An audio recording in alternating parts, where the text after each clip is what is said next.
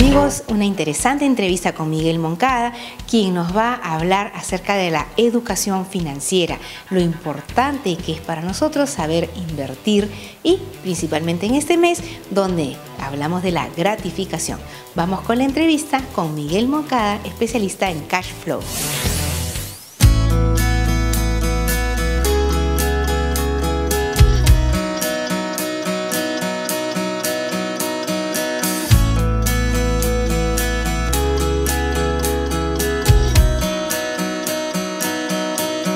Amigos, ¿cómo están? Bienvenidos a nuestra sección Actualidad, y en este mes de julio, en este mes de gratificación, donde muchas veces nosotros tenemos muchas formas de gastar este dinero, vamos a conversar con Miguel Moncada, especialista en lo que es educación financiera, para que nos cuente un poquito acerca de cuáles son las mejores maneras de invertir nuestra gratificación y nos comparta también acerca del cash flow, este juego desarrollado por Robert Kiyosaki, para que todos aprendamos a educarnos mejor en el tema de las finanzas. Miguel, muchísimas gracias por acompañarnos. ¿Qué tal, Betina? ¿Cómo estás? Buenos días.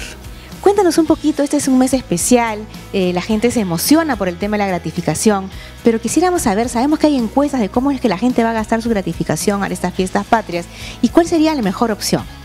Bueno, sí, estuve leyendo el día viernes el diario La Gestión, y vi que bueno, el 62% de las personas están destinados su dinero ya para el pago de deudas, otro porcentaje también está para el pago de necesidades básicas que tienen ellos, y solamente había un 10% que estaba pensando en invertir o hacer un tipo de negocios, invertir en un negocio, ¿no?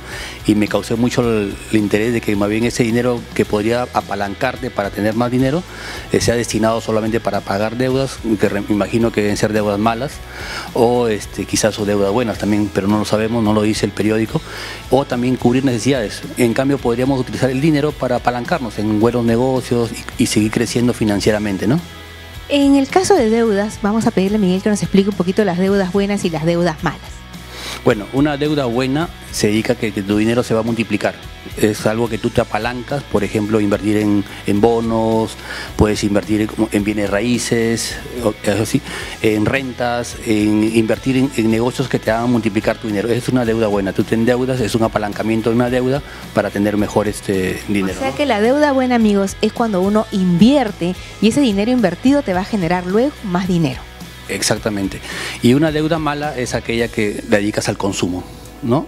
Al consumo, y después tú pierdes ese dinero porque bueno, dedicas al consumo, a cubrir tus necesidades, pero sin embargo no has generado con ese dinero. No es que esté mal el consumo, simplemente que tienes que saber presupuestar las cosas, tu dinero que llega a presupuestar, hacer un presupuesto, ¿no? Así es, yo conversaba la vez pasada con una persona y me contaba pues que se había comprado un televisor muy grande, un televisor no sé, creo que de 60 pulgadas, gigante, y le decía, pero si tú ya tenías un televisor grande, ¿para qué compras otro? No, es que mi hermano tiene uno y yo tengo que tener más grande que él. Entonces en realidad como que me preocupé y le digo, bueno, en realidad ¿cuál es la competencia? ¿Hacia dónde estamos yendo? Porque creo que no era necesario que hicieras ese gasto, pero ese sería entonces una deuda mala. Exactamente, ¿no? Porque es innecesario, salvo que el televisor haya sido destinado de repente para un negocio, no sé, poner una sala de cine en su casa y alquilarlo y entrar entradas, pero no lo dudo, creo que quiere un capricho, en el juego justo sale el capricho, es eso, no son gastos innecesarios y que lo haces por un gusto tuyo, ¿no?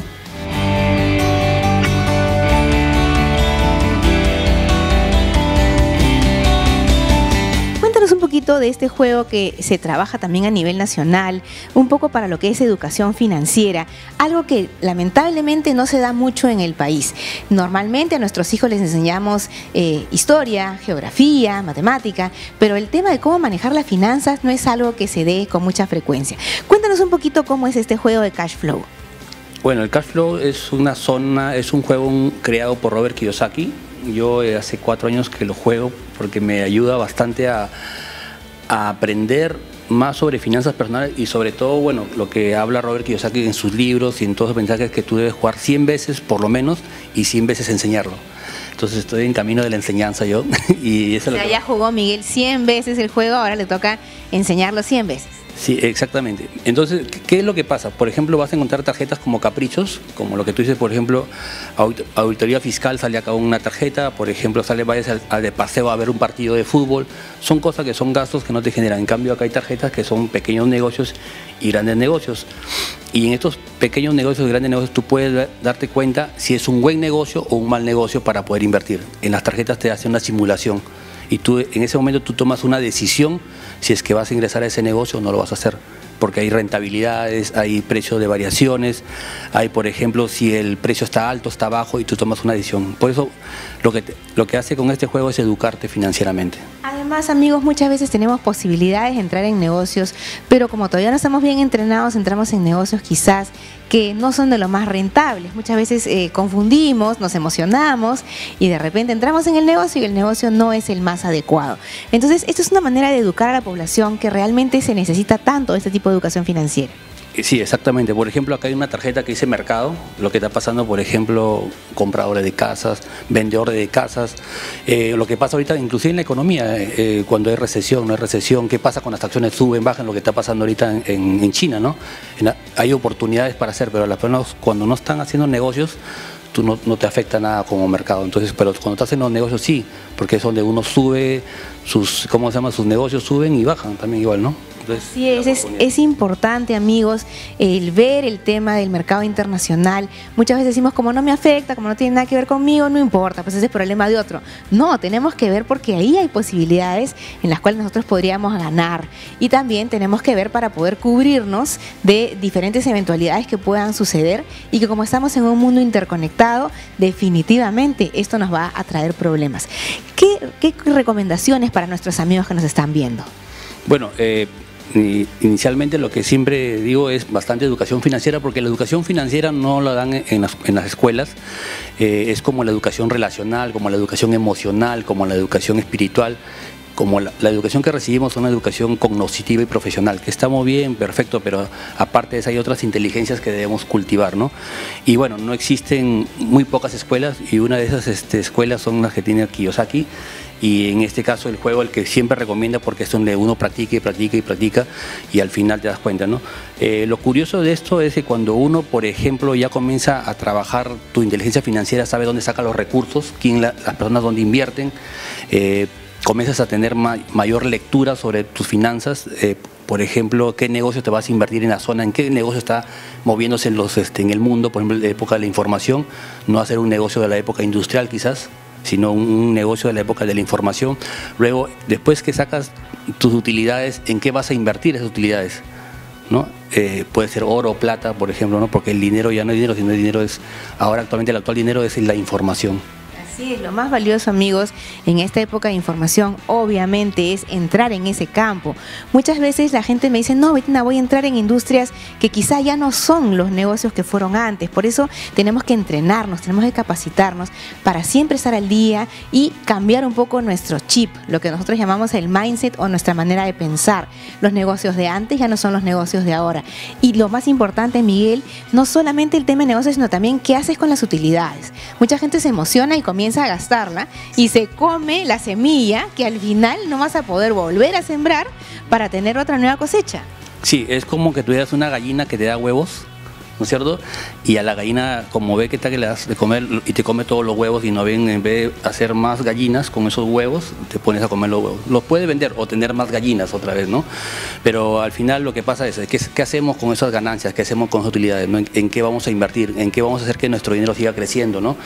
Porque sí, es bueno el estilo de vida, pero también hay que hacer, como digo, un presupuesto que es para estilo de vida y que es tu presupuesto para inversiones, ¿no? O para seguir creciendo. Así es, amigos, muchas veces andamos como los bomberos, tapando emergencias, apagando incendios, había que pagar esto, había que pagar el otro, sin un presupuesto establecido, sin una cantidad de dinero establecida para poder de alguna manera tener un referente. Entonces, la plata no alcanza porque todo se va, todo se va.